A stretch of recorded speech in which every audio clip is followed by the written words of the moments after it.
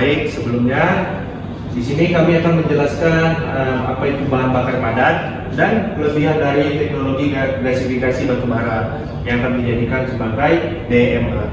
Sebelum memulai presentasi pada kali ini, izinkan kami memperkenalkan diri kami dulu. Saya Ardo Gerardo dengan NIM 22074. Saya Pemangdi Kawiana dengan NIM 22045. Saya Adi Dirawat dengan NIM 225214075. Baik, kami akan memulaikan presentasi kami pada kali ini. Di sini yang pertama itu apa itu bahan bakar padat? Bahan bakar padat adalah bahan bakar yang berbentuk padat yang digunakan menghasilkan energi melalui proses pembakaran, seperti contoh gambar di sini menggunakan batu bara yang diubah menjadi DME. Ya, selanjutnya itu definisi gasifikasi batubara. Nah, definisi gasifikasi batubara adalah proses konversi batubara menjadi gas sintetis yang melalui reaksi termokimia dengan oksigen udara atau uap air dalam jumlah terbatas. Ya, siang yang dihasilkan terdiri dari karbon monoksida, hidrogen, metana, dan gas lainnya. Berbeda dengan pembakaran langsung, gasifikasi lebih efisien dan menghasilkan emisi polutan yang lebih rendah sehingga lebih ramah lingkungan. Nah, di sini ada jenis gasifikasi. Downstream gasifikasi menghasilkan gas produser bersih dengan kadar rendah karena udara dan bahan bakar mengalir searah. Prosesnya mencakup pengeringan, pirorosis, oksidasi, dan reduksi. Gasifiller ini cocok untuk mesin pembakaran dalam efisien untuk waktu pelayanan singkat, meski sensitif terhadap kelembapan dan abu tinggi. Nah, sini ada gambar downstream gasifier.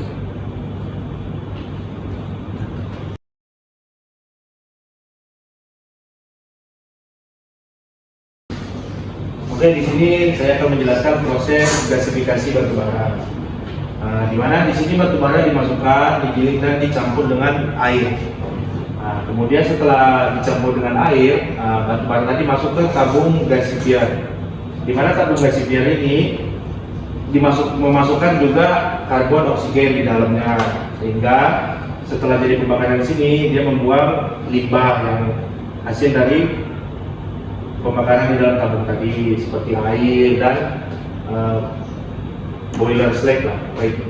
Kemudian dari sini dia melakukan penyaringan kedua di sini. Yang partikel padat tadi yang belum tercampur dengan cairan, dia akan kembali lagi ke tabung gasifier. Dimana setelah tabung gasifier ini sudah melakukan pencairan sesuai dengan penghilangan partikel yang lainnya, dia masuk ke tahap pengurangan merkuri. Di sini merkuri yang ada di dalam batu bara tadi dihilangkan. Nah, setelah menghilangkan merkuri, masuk ke dalam gas clean up lamp.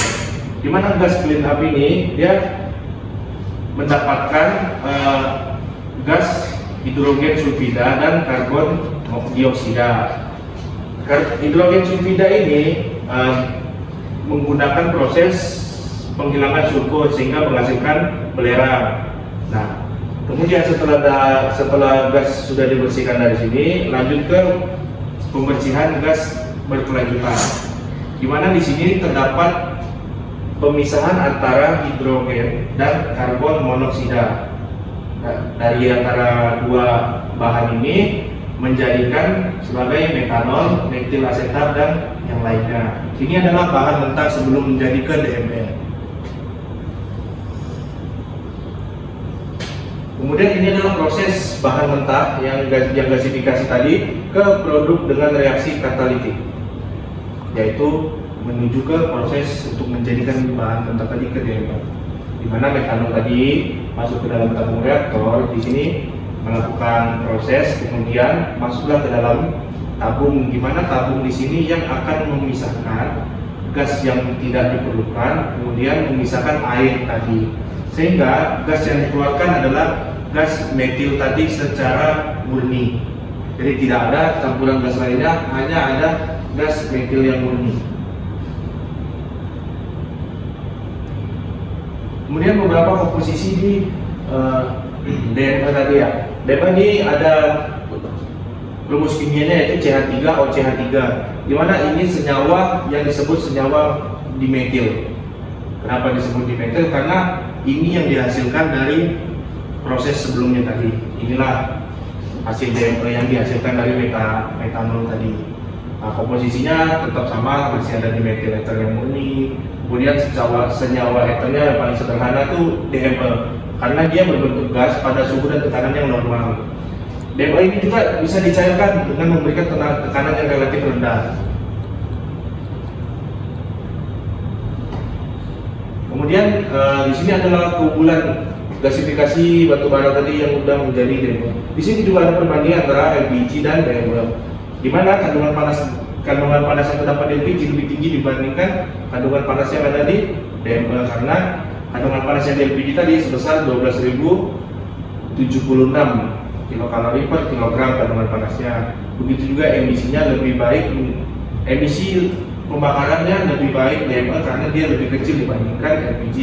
LPG mendapati angka 930 dan hampir menyentuh di angka 1000. Nilai kalornya juga berbeda, di mana metil tuh sangat rendah dibandingkan dengan LPG. Kalau nilai kalornya LPG lebih tinggi, berarti tingkat panasnya LPG dan pembuatan polusi udaranya pun dia lebih tinggi karena dia memiliki panas yang tinggi. Efisiensi yang baik yang mana? Efisiensi tetap jelas yang DME. Kenapa? Karena efisiensi yang di sini yang diperlukan itu sebagaimanapun kita memakai antara LPG atau DME, gas yang dikeluarkan dibandingkan dengan gas yang tadinya diproses lebih unggul di DME. Kenapa? Karena limbahnya DME tidak langsung terlepaskan ke udara secara cuma-cuma, di mana gas yang dilepaskan juga hanya karbon dioksida aja. Karbon monoksidanya sudah terpisahkan.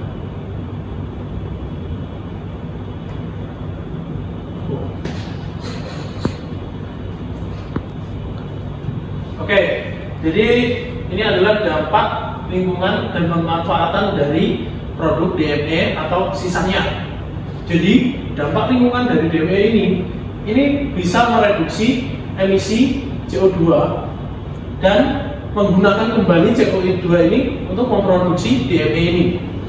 Dan yang kedua, hasil dari pengelolaan batu bara menjadi DME itu adalah salah satunya, sisanya adalah ash flake atau abu. Abu ini bisa menjadi campuran untuk pembuatan Portland semen. Jadi pembuatan ini melibatkan sisa-sisa dari produksi DME. Oke, next. Oke, jadi ini aplikasi penggunaan DME yang pasti dan jelas, karena DME ini dibuat untuk menggantikan LPG, di mana DME ini digunakan untuk kebutuhan sehari-hari, yaitu memasak.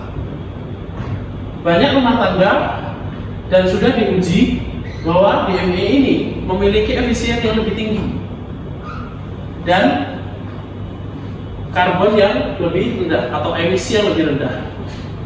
Untuk aplikasinya ini juga terdapat untuk seperti food grade atau test grade. Ini di mana hasil dari seperti metanol atau asam asetat ini juga bisa buat bahan kimia. Oke, next. Oke, ini untuk ekspor DME. Ekspor DME ini sudah digencarkan oleh Pak Prabowo melalui Danantara Indonesia. Sebenarnya dahulu di zaman Pak Widodo juga sudah digencarkan untuk proyek DME ini. Jadi di mana peletakan yang strategis, yaitu ada salah satunya di Sumatera Selatan, di Tanjung Elim. Dan di masa Prabowo ini, pendanaan oleh Danantara bisa mengelola investasi daya Anagata Nusantara untuk mendanai proyek gasifikasi untuk menggantikan LPG dan batu bara yang surplus ini menjadi pengganti alternatif LPG, yaitu produk DME ini.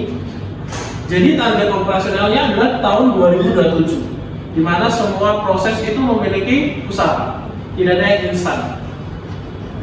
Proyek gasifikasi DME ditargetkan mulai 2027. Pengurangan dan ketergantungan impor LPG ini juga mempengaruhi kas negara yang keluar, APBN yang digunakan. Jadi, di mana bisa mengurangi 70% dari kebutuhan nasional. Jadi kita memiliki proyek hilirisasi di mana sumber daya kita dikelola dengan benar, sehingga kita tidak perlu membeli dari luar lagi. Oke, next. Oke, jadi kesimpulannya dari pembahasan tentang gasifikasi batu bara atau solid fuel, bahan bakar padat, yaitu manfaat gasifikasi pada batu bara, efisiennya itu energi lebih tinggi dibandingkan pembakaran langsung yang memiliki emisi yang lebih tinggi dan kalor yang rendah. Emisi polutan rendah, mengurangi dampak lingkungan, menjadikan energi terbarukan untuk kedepannya. Potensi pengembangan atau gasifikasi batu bara dapat dikombinasikan dengan energi terbarukan. Contohnya hidrogen tadi. Hidrogen tadi bisa menjadi campuran untuk pembakaran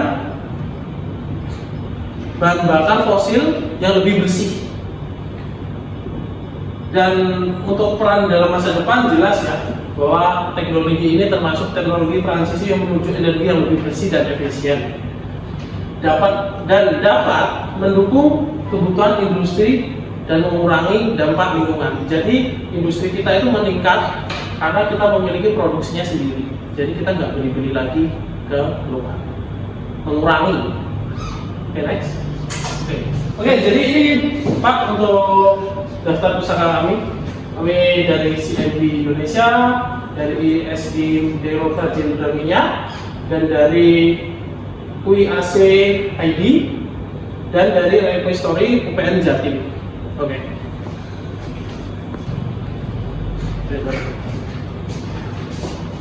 Oke, sekian dari presentasi kami. Mohon maaf jika ada kesalahan kata, mohon maaf jika ada yang kurang. Selebihnya kami akan ucapkan terima kasih. Terima kasih.